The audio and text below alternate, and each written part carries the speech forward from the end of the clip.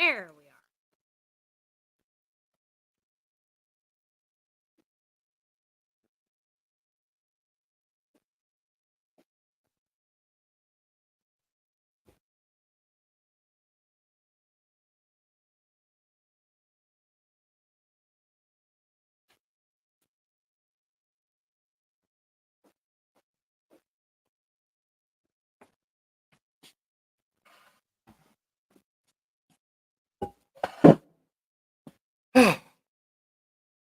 All right. So, Hello, hello. yes, and sometimes this is the first time we get to actually sit down and actually talk to each other for the day too. So that's generally how it's going. So she just got done moving cows to the final destination back over to here hopefully Before they come over here. Yeah. come over here. So So that actually went good. Yesterday was a little bit of a conundrum, but and viewers may be low on this one for the beginning because I didn't put anything out as a reminder. I didn't either. So we'll just say Well, no, I take that back. When we were over doing cows, I had put out a quick video, but I don't know. My reception over there is kind of yeah, it's all right. We didn't have anything scheduled, so that wasn't sitting out there. no, that's we fine. didn't, and we talked about just doing a We are. short thing tonight. 'cause And it's we've gonna have to got- be. We'll probably do, but we'll see. We'll see how long. But we've got lots of greenhouse work. We've got stuff lots of that greenhouse work. Got lots of packaging to do packing for. to do for We got orders greens tomorrow. cut 100 and some odd pounds of off of one bed off of greens. What, a couple days ago? Yeah, And got 50, 60, 70 pounds of spinach now probably. 54. I think Was that just from So- today? that was just today. That was that bed that I cropped out. And then so you got 100 pounds of spinach sitting out there too. Yeah, Because we had 50 pounds from 2 days ago, 3 days ago. from the other day. So. So So yeah, we've got spinach everywhere. Our seasonal mix everywhere. We are testing our limits on our germ chamber right now. It is not running, so may have restricted some airflow and fixing that and Oh. trying to figure that out. you think putting that net over the top? I don't know. We're gonna find out. It's not wanting to kick back in, but everything's cleaned back off, so we'll figure that out. Had a little bit of a fire in the walk-in freezer on the outside of the walk-in freezer, so it's got a defrost timer on it, electronic one, and no idea, but it wasn't working the other day. Went back over there, and I could smell it a mile away when I walked back there. So that is supposed to be, hopefully, coming in tonight, so that we can get it installed tonight. Yeah, I've seen them in Trenton, so I'm not sure. Okay. But we have a guy that's What? bringing one out, so hopefully it'll get done, and I won't have to be going out there every hour or so and defrosting it and go back in and every 4 hours. I was gonna say, But I have once it's defrosted, then I have to give it about 30 minutes, kick it back in. So that kind of, I wouldn't want to do that for a job. I wouldn't want to be a defrost timer. I don't keep time that well. So Oh man. So update for this week. update for this week. Update for this week. So I know a lot of you all had the same storms and wind that we did. I had done a farm walk last week and did a video. We had planted one bed outside with head lettuce and a variety of lettuces. So they were still little. And Well, they were nice. I mean, they were nice. They weren't Yeah. little necessarily, but they weren't mature by any stretch. But yeah. Right. Yeah. They were still in their transplant stage. And we had kale. we had kale. And we have onions, and we've got We have onions. turnips, radishes outside, and How did those I have no idea. I haven't been out there to look at those yet, but we had row cover. Luckily we had row cover just pulled off and ready to go for everything. Not row cover, but row cover. Yeah. And then ready for the other beds, and luckily we hadn't put it out yet. But anyways, I interrupted you, so go ahead. Yeah. Continue with your story. Anyways, we had that all planted and all nice and pretty and had it covered so that it whoa,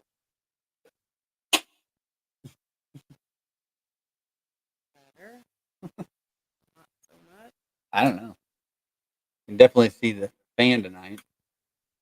Not now. Okay. We'll just Yeah. leave it like that. It's so anyways, I had done my farm walk and did a video for, what's going on and all the changes that have been going on the past couple weeks. Well, actually 10 days, not weeks, but 10 days. And those storms came through the college in town that's about 10 miles, Trenton. Clocked 52 or 59? 59 mile an hour. 59 miles an hour. And Not so, not related to a storm. no, it was just wind, just So completely wind. So we, yeah. we've Anyways, got the stuff next just day it was flew like, everywhere. Everything yeah, is flown it's all everywhere. over the place. But anyways, that nothing's gonna stay on the ground with that wind 60 mile an coming hour in, winds. Yeah. and those poor little plants are just But they're done. we didn't lose a tunnel. We didn't lose No, thankfully we didn't lose any any of that stuff. structures. So that's good. Yeah, Bad news is they're forecasting 40 mile an hour tomorrow, 50 mile an hour tomorrow night. tomorrow night. So not from the storm. That's just the wind. That's just So the wind. as everybody else, north, south, east, west of us are, I think north is gonna get heavy snowstorms, and west of us is getting what we're gonna be getting, and so everybody's gonna have to be getting buttoned down, and that's what we're gonna have to do Again. again tonight. So good evening, Grumpy Acres. Hello. We're glad you can make it too. Yeah. Um, Hippocrates, we had kale just open the stream. We had kale. I think the kale may actually come back out of it again, but Really. kale's relentless, I think. But I'd like to eat it. Grumpy says we need to schedule a time to come out. Yep, Yep. absolutely. Yep. That would be great. Yep. Want to use your produce in my freeze drying recipe. That would be wonderful. Yep. And I'm sure we can figure out something for some drop offs too, because going to Kansas City every Saturday, every week now, Yeah, I don't. starting this week. Yeah. So So this weekend starts Brookside up every week until like October or something like that. November, it'll be to the end of October, every week to the end of October, and then it's every other week. Yeah. November, December, January. Yeah. So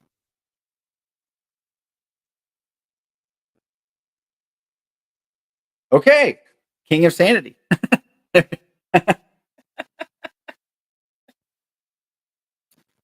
Long range drone delivery. That'd be something.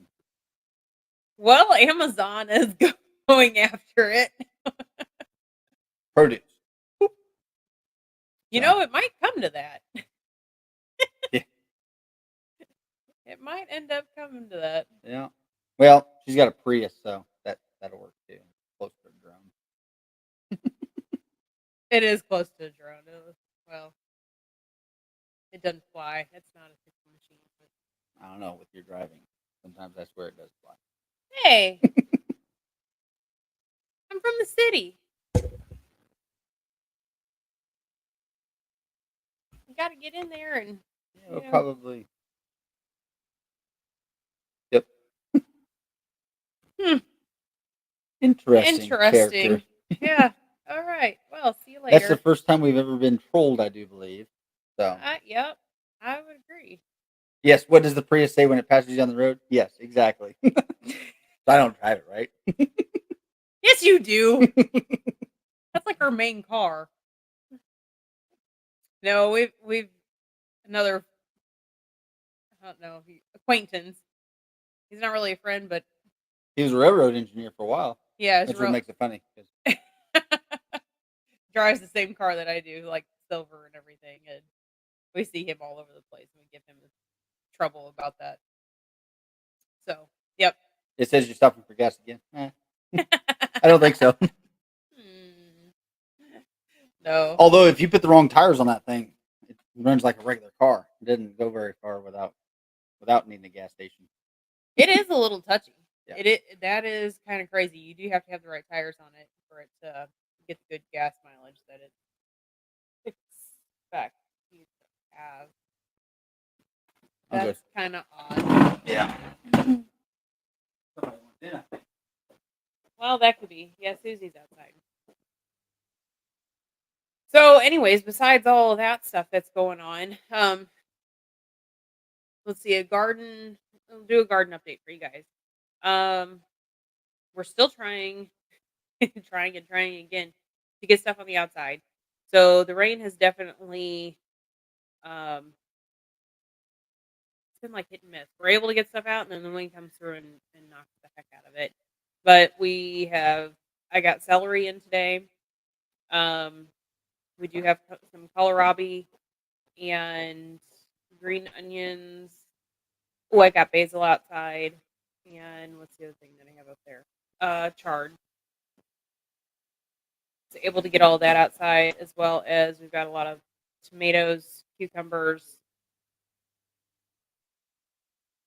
in. So there's been a lot of we're switching over. It's crazy to say we're switching over from um, spring stuff and starting into our summer stuff in the tunnels. Of course, on the outside, we still have, well, we're supposed to get down into the 20s here in a day or two. So tomorrow's supposed to be 80, and then we're supposed to drop. Things are supposed to drop out again with all that wind and everything coming in, which is where is all this wind coming from? That it's usually windy here, yes, but as far as like 40 and 50 mile an hour winds, that's insane. So, um, but anyways, I hmm, let's see what else has been going on. Yep, we've got the well, Easter is this weekend, but we also have Brookside this weekend, so it's opening season, opening market at um for Brookside, and I guess that's about it as far as all that goes.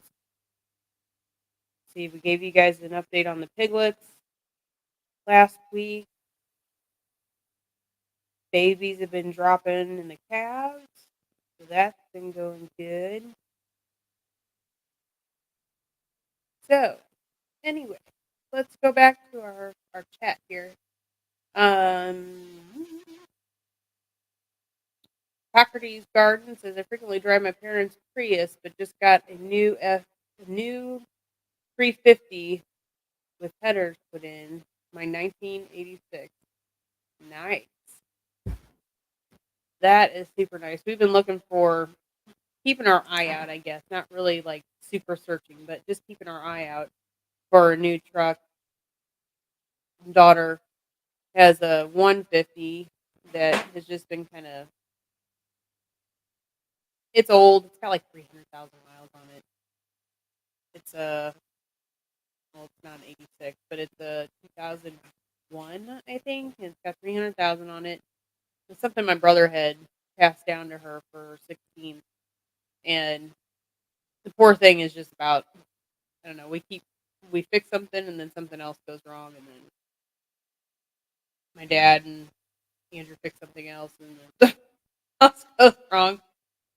So we're looking for something I don't know, a little bit more reliable. She likes those 70s and 80s vehicles, so we're looking for one of them.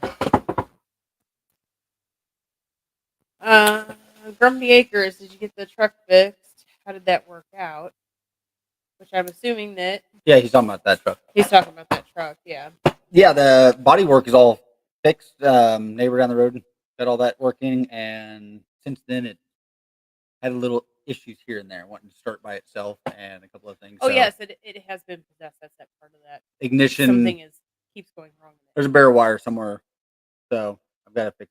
We got to figure that out. But I've got a Ford mechanic. I think is supposed to look at it, but he had a family deal. So I no, it's not. It is fixed, but it's not working.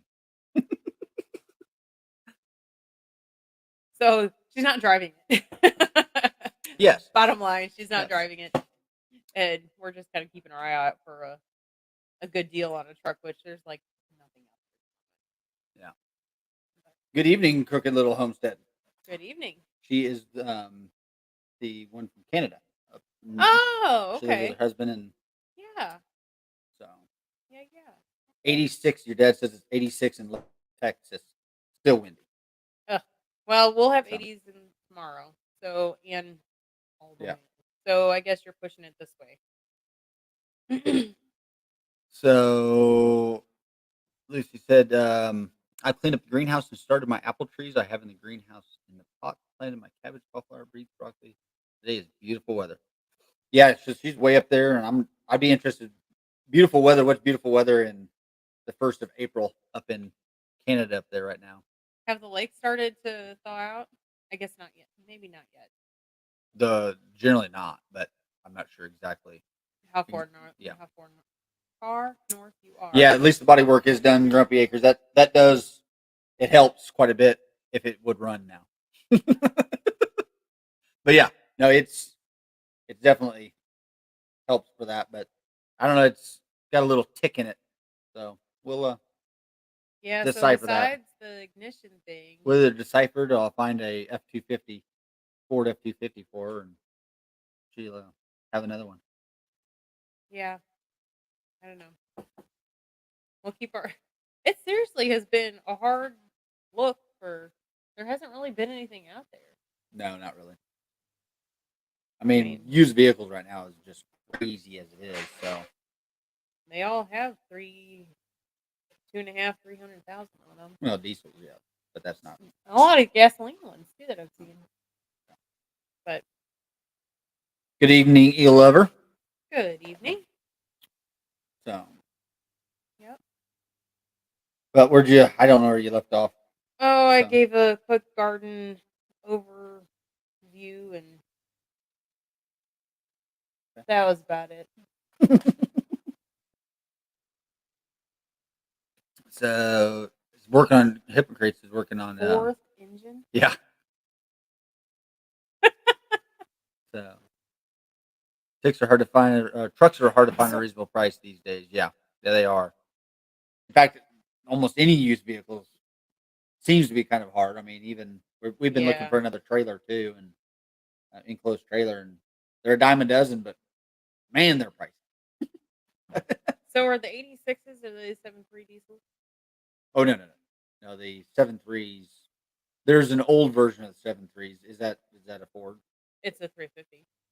Well okay. If it's Well, 350, then yeah. yeah, it's a 3/4. Well, 3/4 tons, not a 350. Yeah, the new 350. No, that's a 350 engine, Oh, not a okay. 350 truck. 350. I'm thinking Ford. Yeah, Sorry. so that's a gasoline truck. Oh, okay. I get you. Yeah, it's Chevy. Yeah, It's a Chevy. I had a Chevy one.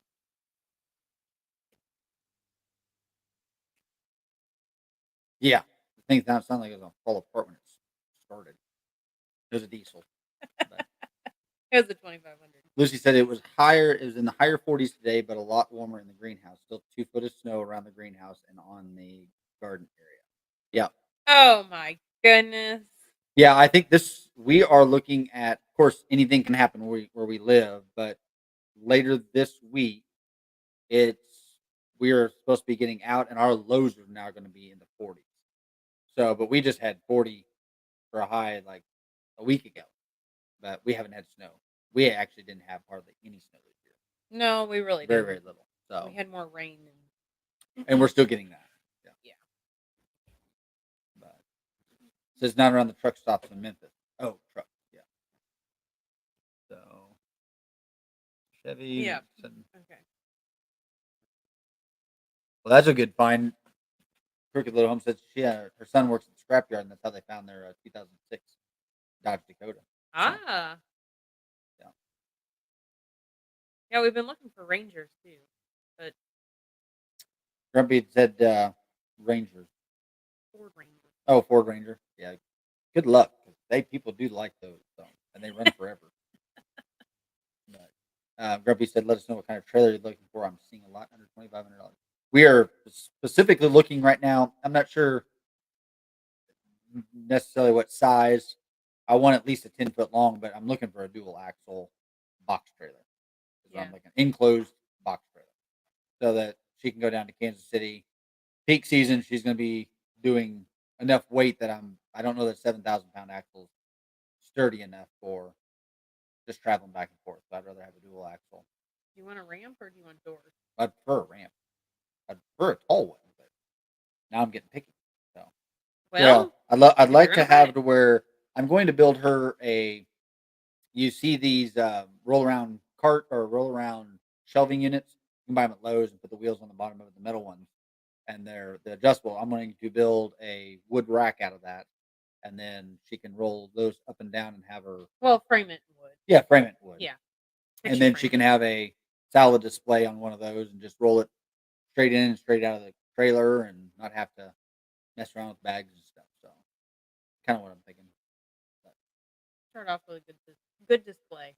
yeah, no, it's not going to start off with whatever display you can get at this point. It's gonna be No, green. I mean whenever that's built. Yeah. I mean you basically have your shelves already filled up and ready to go. So Well, if he's putting a second axle underneath there, and we just need to buy new fenders, I've got two enclosed trailers that I would be very interested in something like that. So, says what about a Hippocrates said, what about a bus converted to an inside outside veggie market? Pull up, open the door, and start selling. That would be that'd be really nice. I don't Um, know if they'll let it. the They won't market let that us we're do it. at would not allow that to happen, but that would be really interesting to do as far as like a roadside stand, which is something we do occasionally do. Yeah, Um, and I've had some ideas on doing some trailers like that and putting a window in a trailer and doing a few things like that. But the bus would be an interesting idea. I've seen a couple of veggie buses like that. Have you? Yeah, I've got a school bus that is converted to a grain truck, and that yeah. would be kind of an interesting thing to convert back over to a vegetable market. Eh, the brakes on that are a little. Well, brakes are easily fixed. So, I was thinking pulling up to a retirement community or something. Yep. That would be good. That would be good. That's one of those things down the road that we'd be like to be able to do with more of the produce and things like that. Not only doing some of the I don't want to call them necessarily homeless shelters, but for the lack of better terms, some of the homeless shelters, and as we give food away to them, quite a bit of times, but also be able to do a service like the retirement community where they can get the fresh produce and don't have to get out because a lot of the local farmers market, that is a lot of our clientele is the ones It that get is. close to that are close to that they walk up there, but there's obviously a big need if you were to get to that to each individual nursing home. So that would definitely be an interesting service to be able to do. Thank you for the idea. So, Yeah, we used to actually set up quite a bit on the roadside for a couple of years. We did. and I want to again as well. Um, it's just a matter of time. Yeah, So, but yeah. I forever didn't get in here earlier. We were just talking about we'll probably have a shorter thing. Lisa had harvested off of one of our beds, which all of our beds are 30 inches wide, 2.5 foot, 2.5 foot wide. That's a lie. On the tomato bed that you took that one off of is actually a 40 inch It's a bed, 40 inch. but that one's a 90 foot by 40 inch bed, and she took off of that mix 112 pounds of lettuce off that one bed. And then this week, off of really three beds, really maybe four, she's taken right at 100 pounds of spinach off of four beds that are 90 foot as well. So that's what we're going to be doing a little bit later this evening too. Is getting all that bagged up. We have a produce auction down the road that we'll be putting a lot of that in. So Yeah. things that are overproducing or whatnot, we still have an outlet for it. So Yeah. that's where some of that'll be going. Yeah. Yeah. All So right. that's good. But So hopefully everybody fared well with the storms that we had, yeah. and obviously with doing all that. So Crooked Little Homestead said, "My son does scrap on the side in my yard, and I have a dual wheel axle trailer, a car float, and other and other trailer 8 in total. Plus he gets house trailers left and right." Yeah, I am not trailer poor. Well, I think somebody said it one time, and we've got a car trailer, and we've got this and this and that, and I would like to eventually. These are all free. Yeah, Nice. working at a scrap yard or scrapping on the side definitely brings some opportunity. So I don't know what scrap is going for. I was told around here we can get $160 a ton for scrap right now. So I don't know what it is around there, but Grumpy said being hacks came over Saturday. Cold roosters due to the disaster. The cat was getting stoned off the catnip. No care in the world. Yeah, that. Oh, So that's a yeah, that bummer. is. That's a super bummer. I can just see the cat rolling around in the grass right now. Oh, look at the sky. What are you doing to the rooster? But Oh, well, I wish we. I don't know. Is there anything else that we had just pressing tonight? just normal stuff, I guess. Just seating and She couldn't roll. She was too stoned. Just the blank stare. Yeah, uh, it seems like we're really really busy this time of year yeah, because we really are. But it's just lots of times it's mundane. Everything. It's the weekly schedule, yeah. and it's just uh, lettuces are on Wednesday and harvesting on roots on Tuesday, and then harvesting on Wednesday and planting everything on Wednesday and micros and all this other stuff. And I did not get a microgreen video up today. Um, Shame. shame, shame. Yep, I will get that out. So via Scrap Monster. So stainless steel. Yeah. See, and I'm not. I don't keep up with enough of it right now to figure out what the individuals are. That was just kind of scrap steel at $160 a ton. So, but that seems like a decent price. I mean, aluminum at $1.25. I'm guessing that is that per pound. I would think it would be. So 40 times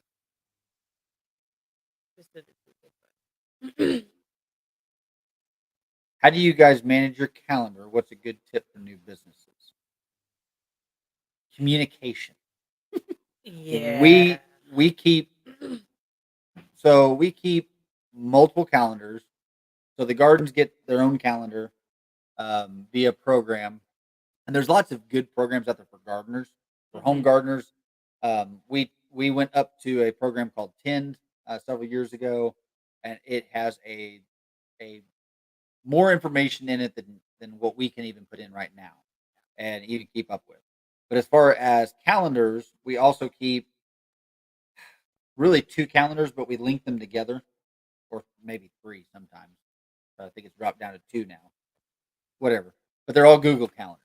Yeah. And so the thing is, I think a lot of it is communication. And that's how we communicate. A lot of it is in there. But if it does not get put on the calendar, there's a good chance we just it's not even on our radar. Yep. So if I have something coming up, which I'm not very good at doing, a lot of times I will call her and say, "You need to put this on the calendar." A lot of times I just dump everything on his calendar. Yeah, but as far as new businesses, it's really or even somebody looking to get more organized is, to me, it's communication if you're Yep. working with somebody else, Mhm. and then consistency. Consistency, but and also um, flexibility too. I mean, don't be so rigid that Sure. you can't You change. you can put everything on your calendar, but there's lots of theories behind all this, right? There is. So you can put everything that you need to do, but there's really you should have a. I've heard everything from power list to I'm not what's the terminology that Start strong. start strong, but generally I hear a good number is five. You should have five goals that that's what you need to be done, and once those are done, those are your priorities, and that's the biggest thing is you have to be able to organize priorities. So what is your number one priority to your fifth priority, and those are the five things that you have to get done that day. Everything else on that list can be rolled over to the next day and then prioritize. But I think that's the other thing is to start strong is to have that priority list the night before, so you know what you're going to have to do the next day. Yes. Well, on the other theory, hers is to, take that time at the beginning of the week and line out all of those priorities that need to be done throughout the week. And so go ahead and set those on those days, the time that it's going to take you. I mean, go ahead and think through all that process of, okay, it's going to take me an hour to do this, but I'm also going to maybe need 10 minutes to transition from this one to this one. So it's really going to actually take me an hour and a half, so you're setting yourself up for good results throughout the week instead of going, "Oh my gosh, I didn't think that it was going to take me that long. I only had an hour planned and it really took me an hour and a half." Well, did you think through your whole process and give yourself time to transition from one thing to the other and so on and so forth? But yes, having thinking all that out throughout the week, consistency, planning, Yeah. Well, and I think it's one of those communication. things that we easily lie to ourselves all the time. If you think it's going to take you an hour, at least take another half of that, multiply it by 1.5, and put that into your schedule. Yeah. If it's going to take you 2 hours, you need to schedule it for 3 hours Yeah. because even with the best intention, I don't care how honed in you are, you probably are not guessing enough. And if you have extra time, well, then that's a bonus. That's great. You can move on to the next one, and you're ahead at the end of the day, so Yeah. you can move on to the next priority. But that I'd rather have that scheduled in. So that's really the hard thing is always overestimate. If you think it's one, add at least another half to that. Well, and another thing is you're talking about the 5. You know, don't have this big long list of things that, it's not your brain dump onto one day. It's to have these wins throughout the day to keep you going, not this, "Oh my gosh, I have 10 things I got to do and I only got 2 done." Well, you got 2 done. I mean, that's awesome, you know. Yeah, So, eh, not overwhelming your schedule helps out a lot. yeah.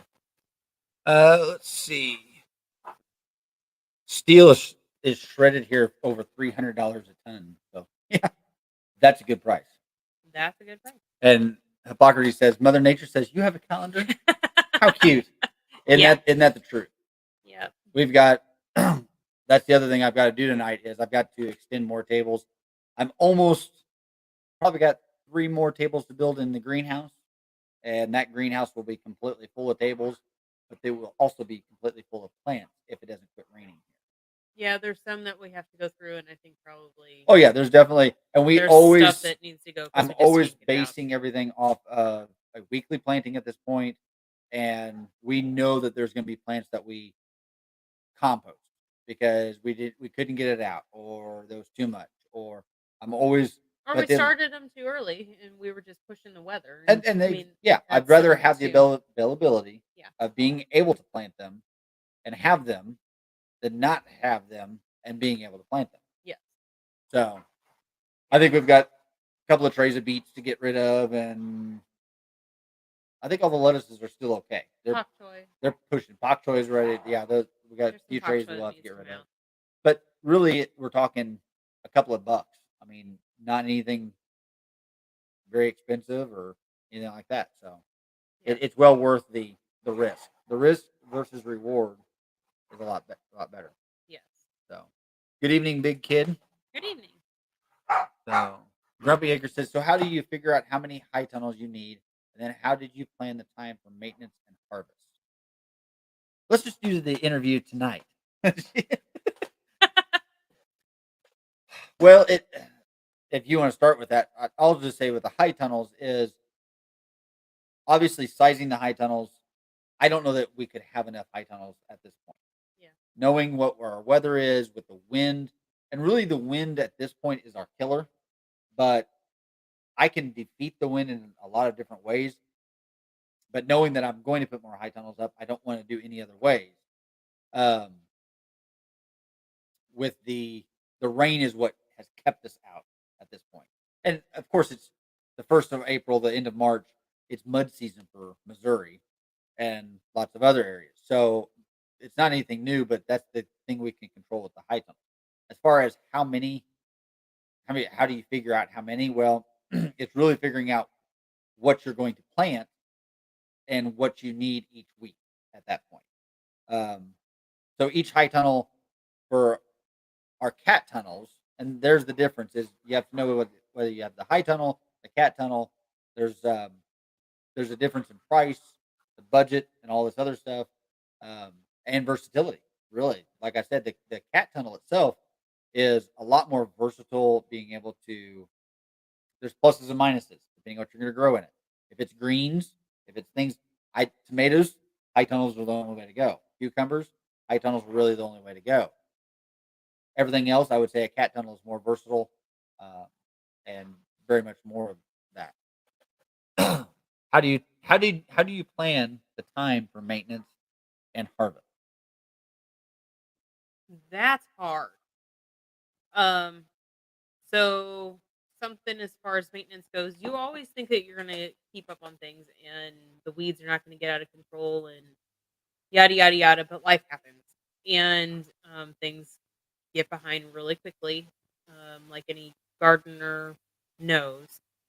So this year we are actually putting fabric down, which cuts out our labor, but also does other things beneficial as far as keeping moisture under control or helping keep moisture under control as well as temperature down so the plants aren't getting as stressed. So there's multifacets to the maintenance side of things, but time wise, you know, I, I really don't know how we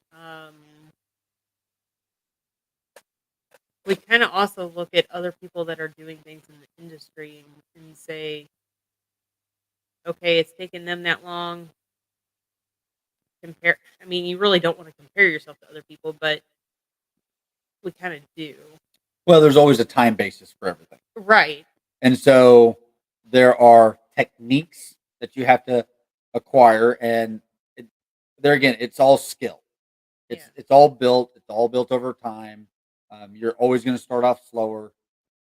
So in the beginning, you are never going to keep up. It's always it's one of those things. If you figure it's going to take you an hour, it's going to take you 2 hours, Yeah. and just figure on that. But you hone that skill more and more and more. And in the by the end of a year, we'll just take spinach for example. Spinach is a really a s- I'll say a 6 month crop. Um, Once end of May hits, we can't grow spinach anymore. It gets too hot. It's too unreliable. Um, but at the beginning of the year, or not the beginning of the year, towards October, then we will hand pick spinach. Hmm. And we'll hand pick spinach October, November, December, January, February, and really even March. That takes a lot more time than cutting it. And we can Oh, a cut lot it. of. Now, in May, I will start planting some spinach outside and we'll cut that with our greens harvester. It is not a pretty thing to cut again, so we just cut it once and we're done. Um, and there again, it's getting the tools to make your life easier. But Yes. there again, it goes back to that the next question that they'd ask: what? How do you assess risk versus reward? Well, sometimes it's not just risk. Sometimes it's just the reward versus the labor. Spinach is a big one. Well, if we hand pick spinach from November, December, and all that, well, we can get 3, 4, 5, 6 times we can pick it, and it's beautiful spinach every single time. If we cut it with a knife, which is how we like to do it, where you just grab the plant and you're cutting it, and it'll grow back again. But there's ragged edges, there's cut bird, and it just doesn't look as pretty. So you don't get No. as much for it a lot of times. Right. So that's your risk versus reward in the spinach is all winter long when you don't have all the other stuff outside gardening, you're hand picking the spinach. Because Now you have that time to do it. you have the time to do it, but You're you also you wanting to say prolong that crop you as long as you can. correct, but it's still a labor issue a lot of times because Yeah. it still takes 10 Oh, yeah. times more time to hand pick spinach. So you have to be efficient as you're picking it. You can't pick a leaf, put it in, pick a leaf, Right. put it in. It's pick, pick, pick, pick, pick, and then you're putting a handful in. So it's just there again. It's learning how other people do it in the industry, just like any other business would be. You kind Yeah. of look at mentors and things like that. But as far as maintenance, that's really been, as any gardener knows, that's the challenge is how to beat back the weeds, how to control the weeds, um, how to keep pests under control. Um, and really that's a for pests, I think the biggest thing is a daily walk.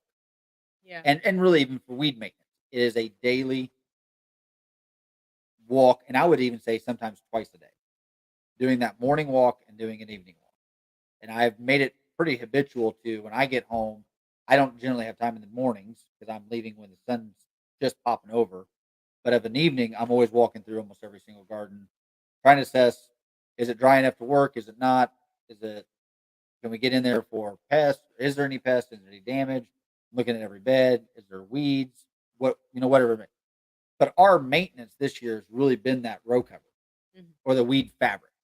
And I am going to that's one of the other projects I'm going to build a weed fabric burner that actually has a template in it, and then I can actually offer that off to can do some cells or things like that too. But that's a whole different topic.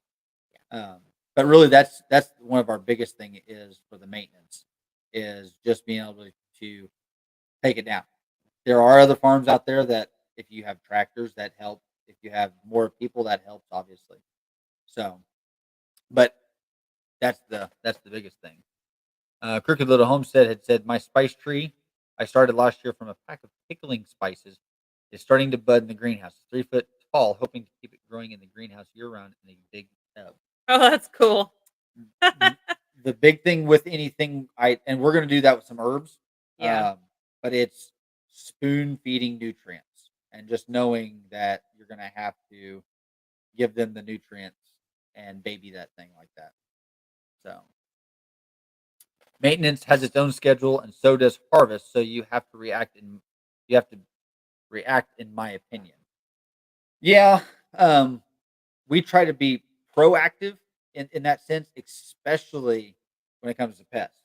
Yeah. Um, we've got a product we use on a weekly basis, which is a garlic product. Seems to repel a lot of pests at this point. Um, if we see the moment you see any kind of pressure, we will use again, we're using everything organically. Um, we we don't use any kind of we use a product called Hyganics, which is derived from a tree. Oh, I thought it was soybean No, that one's derived from a tree. Um, but we won't use say we have flea beetles. We'll use that product, but we won't use that product for another 2 weeks. We actually use another product called Azagard, which is derived from the neem tree.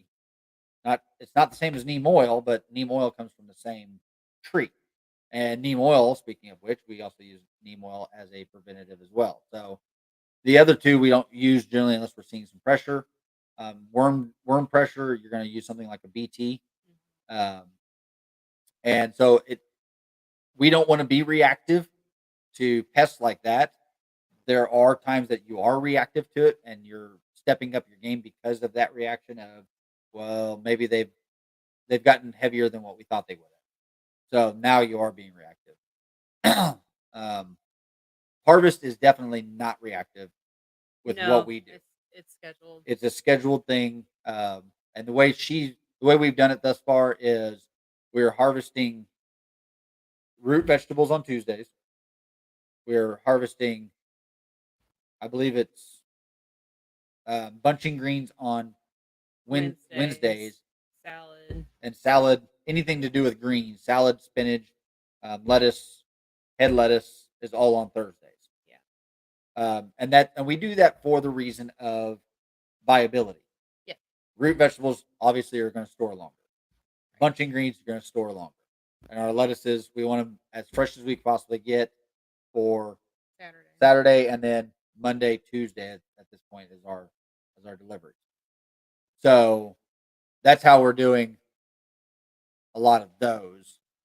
Um, and then obviously tomatoes, cucumbers, zucchini is an everyday thing, 7 days a week.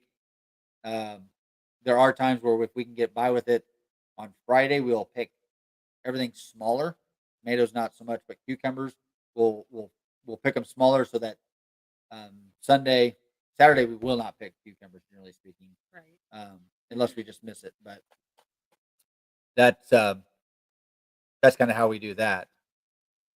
So Grumpy Yeah. says we struggle with maintenance every year. We require at least we require from at least one of us to do what we call a garden 30 minutes in the garden every day. Yeah. And the one thing that now using fabric a lot more as far as like your weed barrier. I don't know, it's not a weed barrier, but I guess it is. Um, I don't know that if you can use it, I would use it because that's going to cut down on a lot of your maintenance. Yeah, and a lot of it comes down to there's tactics that you can use, but everything has to be done. If you're not willing to use weed fabric, and what we're talking about is a DeWitt product. Well, DeWitt's one of the brands, but there's several. You can go to any home and garden store. You can go to Lowe's. You can go to anywhere you have a nursery Yeah. that sells plants or anything. It's going to have weed fabric. All we simply do is we have templates that we build. I drill holes in plywood. I think she's got some videos out there of where she's doing it, burning holes in them, depending on plant spacings.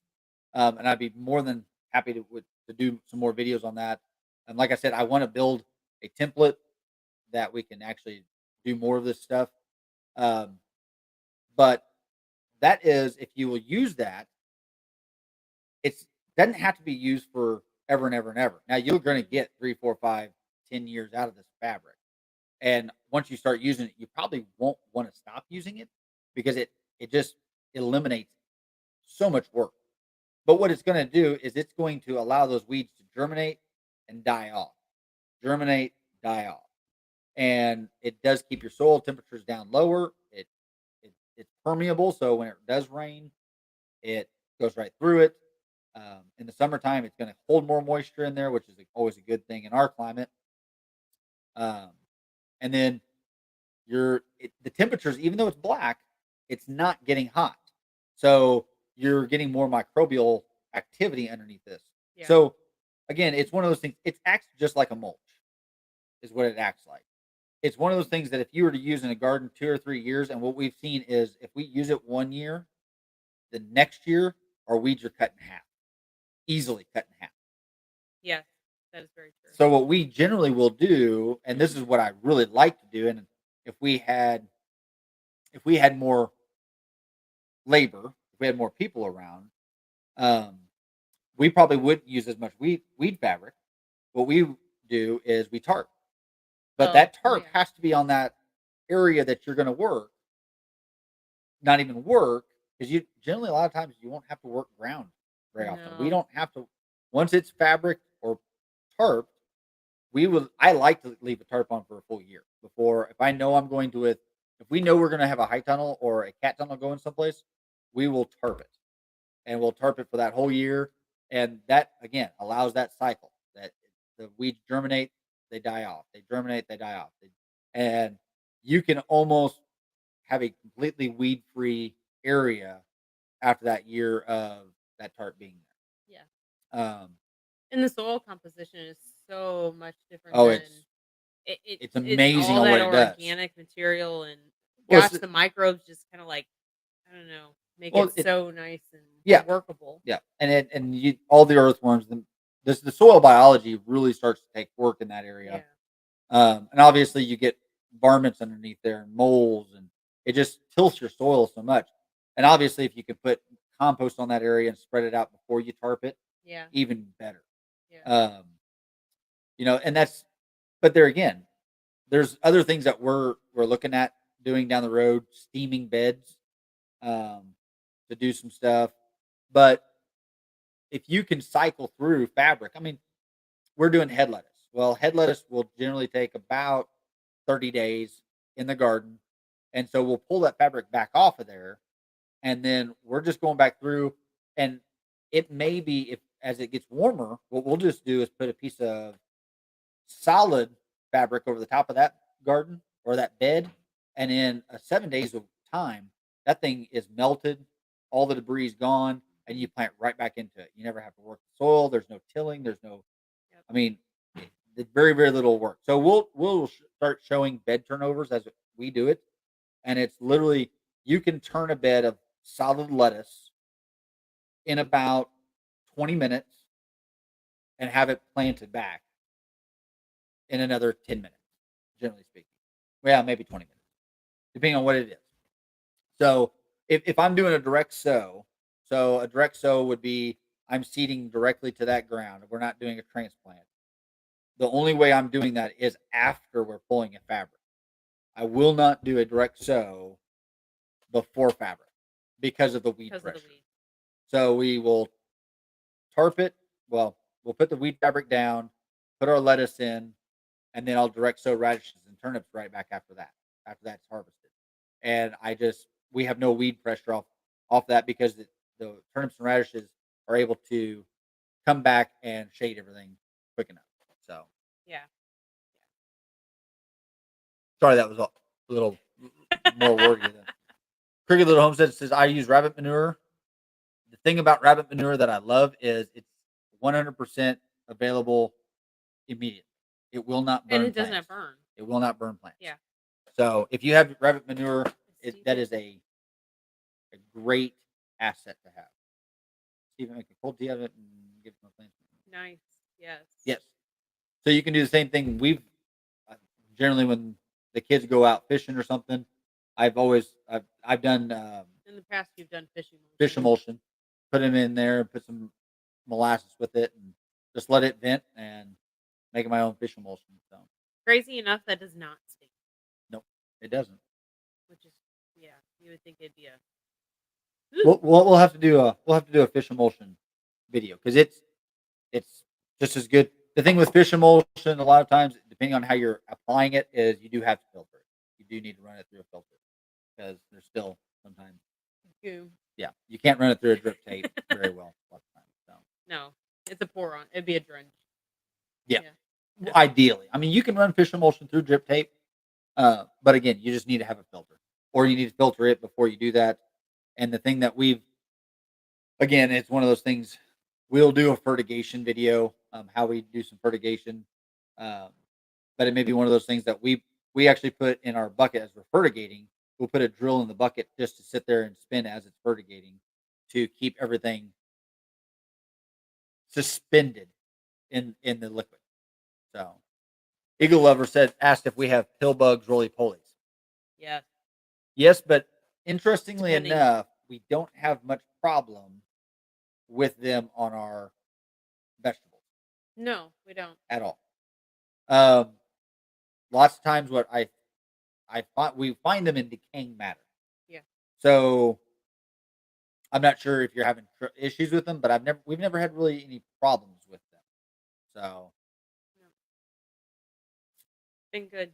Porterhouse and Teal, good evening and thank you. Good evening. Um, And then Grumpy says, "Dang, Lisa, I can't believe I didn't think about this. Do you want to join me, Yoda, for a live on Thursday at 7? I can have G email you the questions. It's on a sting woman and weak woman, strong Sure. woman and weak woman. Sure. That'd be Strong. great. My son is one of his scrap hauls got a roll of weed fabric they use on the sides of the highway. It was free, 14-foot wide, and a full roll. So I'm still using it, and there is still over half a roll. Yeah, that is. We use all the way up to 12 foot. I mean, I think they make 24-foot rolls on that stuff. They do. Um, But man, that's a lot of it is, and depending on how you're planting, yeah. if you're going to go into a long-term garden area where you're going to do peppers, um, tomatoes, and stuff like that, and Oh yeah. just It do one goes. big tarp, and Yes. man, it just makes it so easy because then as you're doing again, our garden beds we don't walk on. We actually have aisleways in between every garden, so our plots are 40-foot wide by 100-foot long, and we're able to fit 10 30-inch beds in that with, I believe it's 10-inch walkways. It may be 8 No, it's more than that. or 12, Yeah.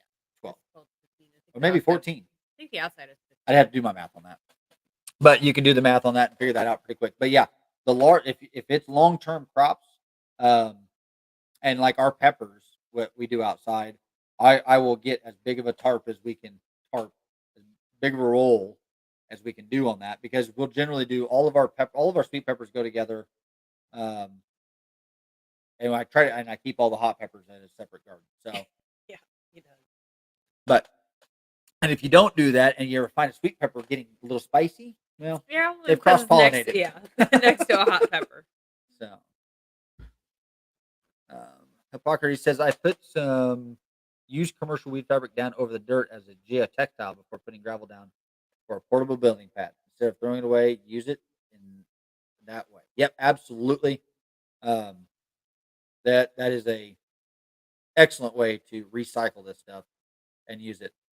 If we have spots that we're putting anything like equipment or stuff like that that I know I don't want any, we're putting old fabric down and where we put our scrap at or our tin or so we're setting pallets for I'm trying to put everything down so we're not having to mess with that.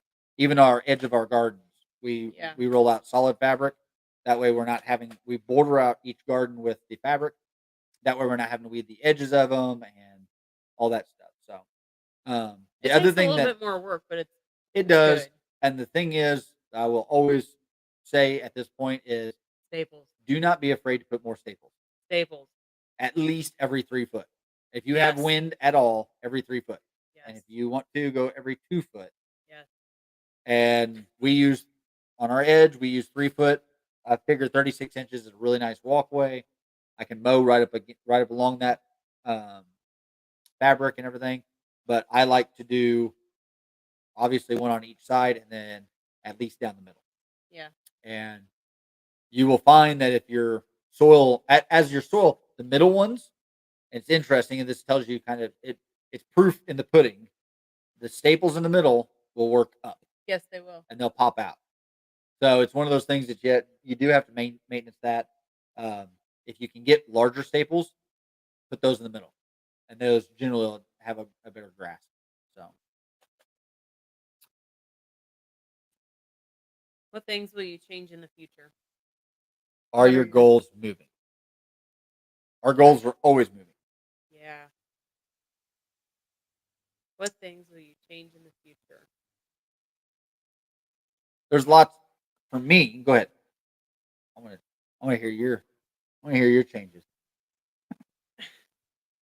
I don't know if they're changes. It's more goals of where we're headed. So I guess there are changes because we do want to put more things under cover. Irrigation would be one of them, which he's working on consistently, constantly. Um, What things will we change in the future? And we look at that as always improving, yeah, right? I mean, it's not necessarily something's not good. It's how can we make it better? yes, and I don't think there's ever a finish to this. In all honesty, um, because we can improve the soil, and we don't know what our limit is to that. Nobody knows. I mean, we're even the experts of soil are learning more about soil all the time. Oh yeah. And so I think that's the changes that we will do is always the improvement. More things under cover, um, more. I want to say compost, but I go towards what is the best thing for the soil. And minimum till or no till is always to me the best. And there again, it's the less I work the soil, that's where we're heading more towards. And tunnels being undercover definitely help that. Landscape fabrics helps that. Um, if I could have all the compost in the world, we could fix that problem pretty quickly. Not necessarily to use the compost for incorporation of the organic matter, because that I think that happens naturally. But the compost on top of the soil for the multiplier um, would definitely be the big thing. Um, and then I think the biggest thing. So yeah, the goals are always big, but besides just the business, within the business, our main focus is always going to be on soil health, Yeah. because the plants are just a sign of the soil health. We're always going to have more production on less space and healthier vegetables with healthier soil. Yeah. So that is our a number one thing. Now, lots of times you lose sight of that, and it's but you can quickly come back to that of how if you're looking for what's wrong with this plant, why is it not growing? It goes back to the soil. That always has to be the first thing. I think the other our goals are the huge goals are building more of the community and moving more towards education as opposed to we'll always want to maintain a market garden and but getting more resiliency because again tunnels are great and tunnels allow us to do a lot of stuff all year long, but the resiliency of a tunnel is questionable in my mind, in my opinion, because they're resilient up to the life of the plastic. So there's always things that you can do. Obviously, um, have extra plastic stored, keeping it in a certain place, and those are all things that obviously builds up that resiliency. Um, but it's the to me, it's the I always want to have a place to be able to teach, but also to employ and help Yeah. because I think that's one of the biggest things with a business, with a local business, is if the local business is looking to get bigger to make more money, I don't know that those local businesses stay around very long. No. I think the local business to build up the community to make obviously you have to be able to make a living. But in my opinion, I want my employees to be hand and foot right with me and them to have a as good of a living as I can have and be able to build off of that because I think that builds a better community when you're when you're all there Yes. together. So I think those are our goals. Obviously, one of our major goals is to get the community building up, um, the teaching kitchen, and all this other stuff. So, but in the meantime, is to grow more produce, to sell more so, produce, so to we be able to can get build the all this other yeah. stuff.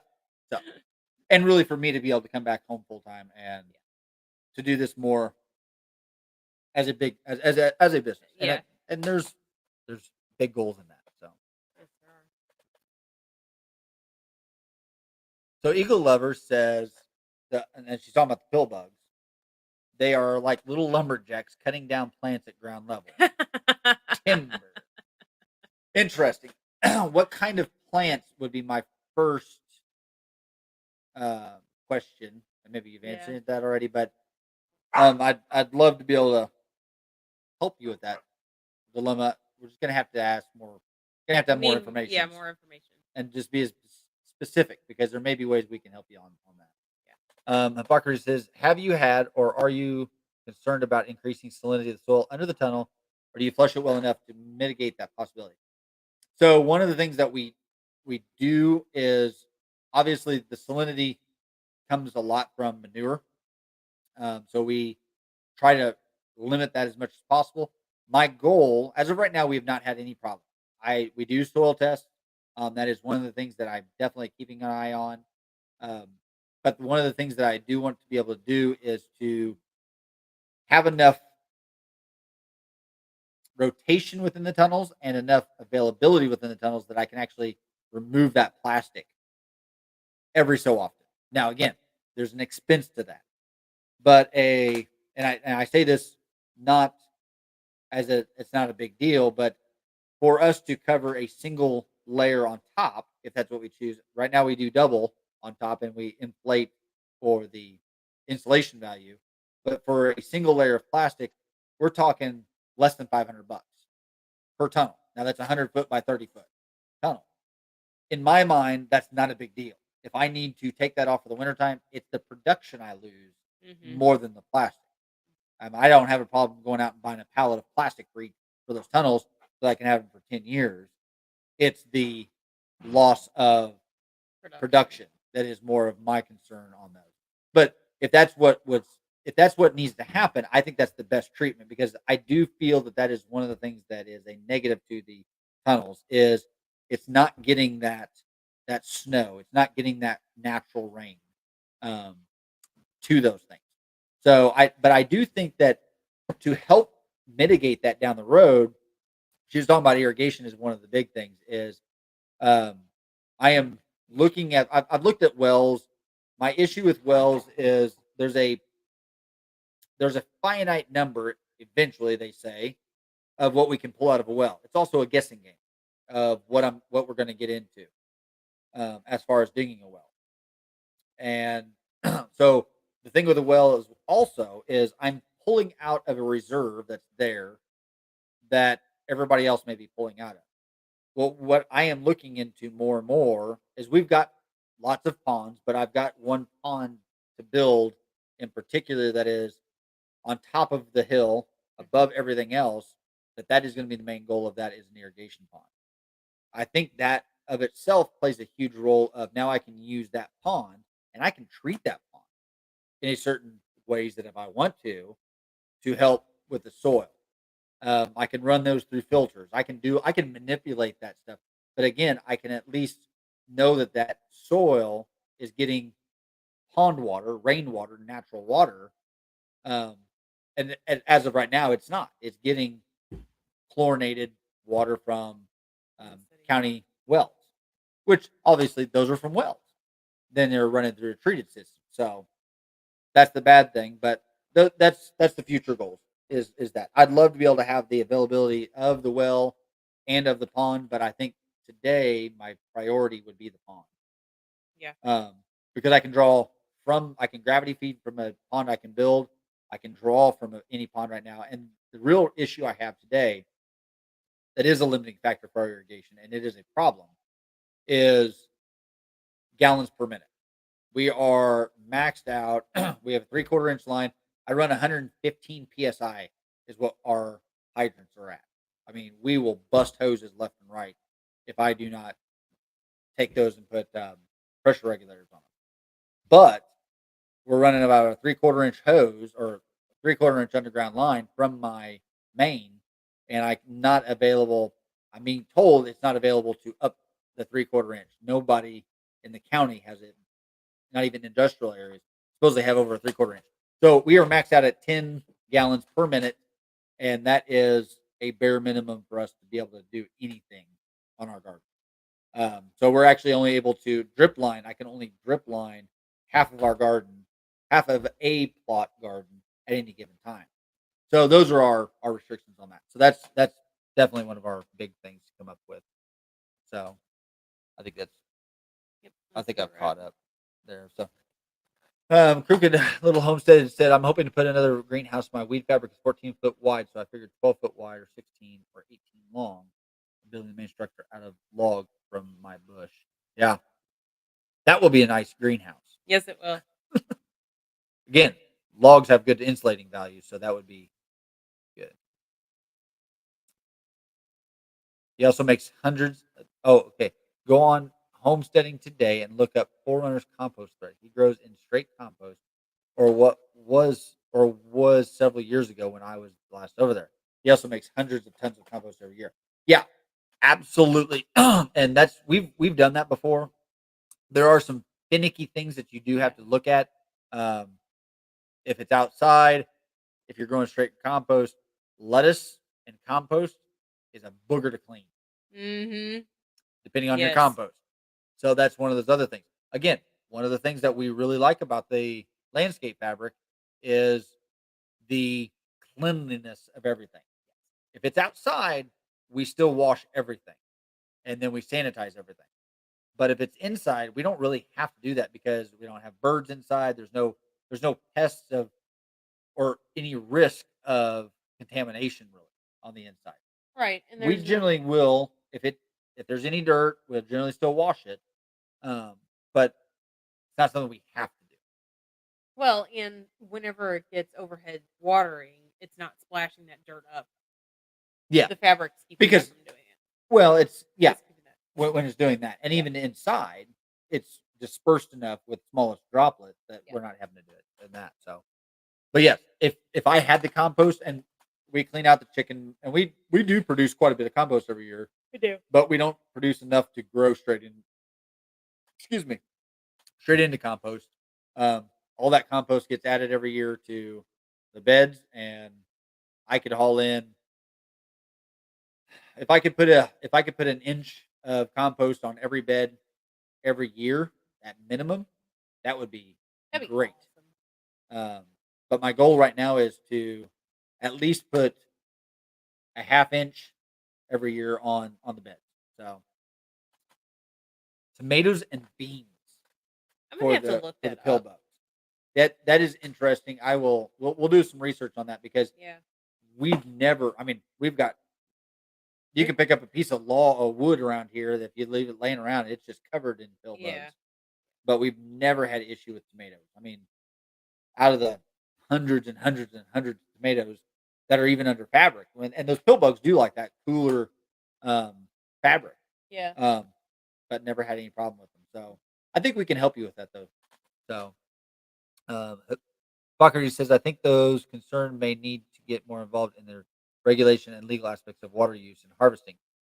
Looking through the proposed changes to the National Plumbing Code, the more scarce it is or perceived to be, the more there will be attempts to control it. And if we're not in front of this issue, we're behind it. And I 100% agree. Obviously, we've had all these rains out in California, but that's not going to fill up the reserves or the reservoirs. Obviously, they're flooding, but they are so dry out there. And obviously, their drought is break broken now, um, but that won't last. No. And Lake Mead, I think they're saying by the 2030 time frame, Las Vegas is going to be out of water because that's where Las Vegas pulls their water from. And I'm a full believer that they're going to come knocking on the Midwest door to tap into these reserves. Um, I know that our county, what was that, 2018 when we had the drought so bad here? Yeah. Um, our county was piping 3 counties over water to these other counties that didn't have the reservoirs left.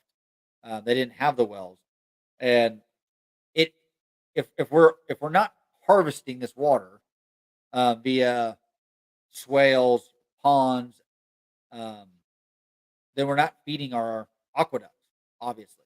And if we're just pumping out, and if obviously if they're going to get it pulled out west on them, then those our aquifers will not last as anytime Right. either. Um, so I definitely think that's to me that's where the more I want to be drought resistant in the fact of the ponds. In 2018, we were one of the only ones left with water. Our and we don't have anything. We don't have any large ponds. No, No. we don't have a pond over half an acre. I don't think our biggest pond may be close to half an acre. They're just deep. But when we build a pond, I want them 20, 30 foot deep, and I don't want them very big because to me, that just takes up grass. I want them to be able to retain a lot of water and get deep on them. So that's how we generally do that. Grumpy Acre says, Eagle, Texas. Do you have wood mulch around those plants? Wood mulch should be changed out. If not, you'll see the roly polies. It becomes a mess. Yes. And if you're putting wood mulch, and that's a very good point, Grumpy Acres. If you're putting wood mulch, that's one of those things that I would highly suggest if it's on your bed, particularly if it's on your bed, is when you get ready to harvest that crop or at the end of the year, I would be taking and raking all of that off and putting that on your compost pile Mhm. to break that wood mulch down. Um, because if you get that wood mulch into your soil, working it next time, you're stealing nitrogen from your soil. You're tying up a ton of nitrogen. So that'd be the other big factor is doing that. The other thing is leaf mulch. So Yeah. you might have leaf mulch too deep. Again, it's one of those things. Those pill bugs want that cool area. But we'll I'm do gonna some do more some looking in there research. in that too. So Yeah. Big Kid says when I bought land, I made sure I had water rights to the creeks as well as the land, water, and minerals. Absolutely. Yep. Check those deeds when you're looking at land because um, I know that Lisa's family's got some land that we've never seen or anything, but we've got mineral rights to it from handed down from For generation to years, generation. yeah. Um, I have no idea what's on it. I don't know if somebody's house is Nobody. sitting on that thing or what. They might be surprised one day Yeah. to Who learn knows? that they don't have that right. I don't know. Larger surface area pond, more evaporation, and people seeing it thinks it's a larger pond. Whereas if it's a small surface area, they don't know how deep it is. That's true. Absolutely correct. Yep. That's true. Yep. The latest pond that we had built 2 years ago now, and I've fallen behind on pond building. Um, they had the dozer, and it was actually a clean out. It was Yeah, already a it was clean pond, out. um, but it's an area that does gets a lot of water to it. So it had a lot of sediment in it. So I wanted to go ahead and get, but I believe that was a D7, and if you were standing 100 yards from that or 100 foot from it, really, you couldn't see the dozer by the time he was down in that pond. Um, but it's no more than oh 30, 40 foot wide. I mean, and it's almost a perfect circle. Yeah. Um, it's deep. It's It's deep. it's deep. So less evaporation from a deep, small pond versus large, yeah, shallow pond. Yep. Absolutely. So, and then the one that we're going to build up on the hill is it's going to be shy. And there again, I think it's about That one's gonna be a bigger it's a pond though. hundred. It's really not going to be that big of a pond. It's on a there's a spring that comes out of the hill, and the drainage is all from this one big field that's about a 20-acre field, and it drains all this one creek area that um, we're going to. It's the head of the creek, so it's not like we're not damming up a creek. I'm going to build into that hillside essentially. So it's going to be a deep one though by the time it's said and done. But it's also about 75 feet elevation higher than what we are right now. Yeah. So I'm planning on putting I'm thinking about a 6 or 8 inch tube Big old pipe in that pipe in baby. that thing to where I can then manifold it out. Um, and that's big dreams of that pond because I would love to experiment with hydroelectricity off that one thing too. So, Yeah, that would be good. but that's neither here nor there today. But I would almost bet the leaf mulch is full of the larvae and you are breeding them in that section of the garden.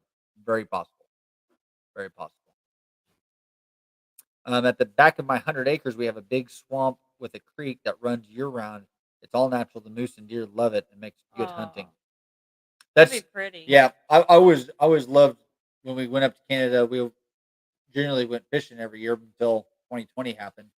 Um, but just the creeks that run through that water area, that Ontario area, and it's amazing to come back in there and you can just meander up the smallest little thing, and boom, there's another lake. Yep. So We never did get any see any moose up there though. That was one thing I only from the wanted. plane. We have seen them once or twice from the plane, but Yeah, I didn't so see him. no, sorry, So I didn't point them out for you. I guess. I don't know. Maybe But we weren't in the same plane. ah, you know, but well, we will do some more looking eagle lover on that. Just and it's very possible that that could be um, the way to start that. The other question I'd have with leaf mulch is how moist is it when you're doing that? Because if it's dry, they probably not going to have them in there at that point. If it's wet, if you're putting it on dry and you're wetting it down, that probably helps. But if it's already moist, that may be very possible that you're having larvae in there. Where did we fish in Ontario? Um, Atakoken. Atikokan is the town name. Atakoken. Um, it's not far off the border, really. It seems like it's a drive, but it's really like driving through Texas. Just keep driving, keep driving, keep driving. Yeah. But so it was, yeah. I'm trying to remember what the outfitter's name is. My father-in-law has been going up there New for Canada. the New Canada was the outfitter's name, and father-in-law, the son got it from the Years. father. Or bought it. Oh yeah. The son bought it from the father. Well, from the from the father and the partner, or something like that. And they've been up there 30 plus years in that same, and it's been in the same family that whole time. So it was always kind of a nice thing, and they knew who everybody was. So, and we'd fly 45 minutes north of that, I think that's right. about 45 minutes north. But it was only that I can't remember what the national park area that whole thing is in. But Oh, that I don't know. so, but that, yeah, that's where we were. I don't know if that helps or not, but Yeah. well, we said we were going to keep it a little shorter tonight, and I'm glad we did because It was a good this has been conversation. good. That's This good. has been good. So Yeah. we really do enjoy this. Yeah, we do. Um, sometimes it's Hard to get conversation going out of well, my head. we're so boring. We think, um, and like I said, it's for us, it's mundane. It's the same thing every week from here on out. It just gets hotter, Yeah. so then you have to adapt to that. But that's what our daily routine is from here on out. We're generally up about 3:40 ish in the morning, 4 o'clock in the morning, sometime of Try. that. Um, me and David go work out in the gym. Lisa gracefully comes with us every 3 days. So we do that, and then we come back and kind of game plan before I head off to my day job at the postal service. And kids go to school, and Lisa goes to be a Goes to busy bee on work. the farm. And but yeah, she's got that, and well, thank you, Grumpy Acres. I don't know about there again. It's something we're always learning, and it's I'm one of those people that I don't know that I'll ever quit learning because it's just a drive for me. No. Um, but it seems like sometimes I don't know anything. Lots of times I don't know anything. But we're always willing to. I'm always willing to help and learn. And if I don't know an answer, there's a good chance that if I can find my bearings and my time, then I'm gonna go figure that out and help you out figure that out. So, um, but yeah, like I said, it's day in day out, kind of the same thing here and there. The cows always like to throw us for a loop every now and then and keep us on our toes, right? We So, knew that was gonna happen oh, when what she's talking about is the cows hadn't been put on this certain pasture ever, and so we where they normally would go straight, we told them they were going to turn, and they're having calves, and when cows have calves, they kind of just say, "Nah, I don't want to go that way. I want to take my baby and go back to my hiding spot." So that's what we were doing yesterday quite a bit and of an evening, and it's always fun, entertaining, and frustrating All at the same all at the same time. time. So, yeah, you're and then you get these babies that are just born that day, and you're having to walk behind them, or you're getting the moms that are overprotective that I get the chance to grab one and ear tag it, and then the mom leaves, so I have to carry it, and it starts peeing down all over me, and I get sopping wet with cow urine that's carrying this 80-pound calf down the road. Yeah, good times, good times. So, Big Kid says learning is one of the best parts of living, and I absolutely 100% agree with it. So, Crooked Little Home said, I love this chat. We love this chat. Yeah, we do. So, never forget, luck is what happens when opportunities meets preparation. That's a good saying right there, and it's true. So, okay, we're gonna jump off of here. If you guys need anything, don't ever hesitate to comment on here. Go to our website, tabletopfarms.com, tabletopfarmsmo.com, Facebook. I think we're on everything else. You can find us Tabletop Farms, Google, Yeah. and we should be the first ones to pop up, I think. Um, but we're never too busy to talk No. or learn Or learn. or teach or help. Yeah. We'll find the time. There's always that extra minute for somebody. So until next time, Pull up a chair. and welcome to Tabletop Farms. See you Good night, guys. everybody. Have a good night.